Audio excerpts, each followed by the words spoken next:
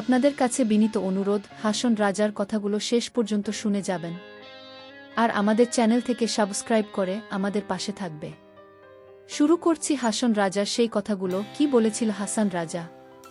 লোকে বলে ঘরবাড়ি ভালা না আমার, কিন্তু আমি বলি কি ঘর বানামু আমি এই শূন্য সংসারে?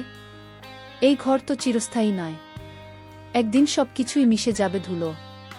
তাই আমি গাই, গাই মনের কথা, গাই সেই ব্যথা যা যুক্তিতে ধরা যায় না, গাই সেই প্রেমের কথা যা চোখে দেখা যায় না। আমি একদিন না দেখিলাম তারে, মন অস্থির হয়ে যায়। কোথায় যে যায় সে মন আমি জানি না।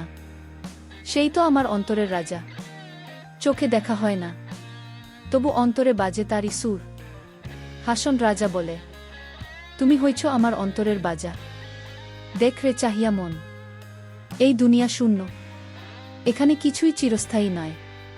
কি নিয়ে করবি গর্ব? মিছে তোর দাম্ভিকতা।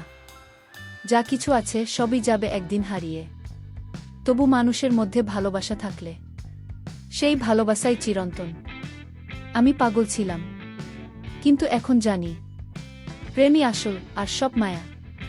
এই প্রেমের সুরেই গাই আমি, এই সুরেই বাঁচি। হাসন রাজা শুধু কবি নন, তিনি ছিলেন আত্মার সন্ধানী। তার গানে আছে হৃদয়, আছে চোখের জল, আছে পরম সত্যের ছায়া।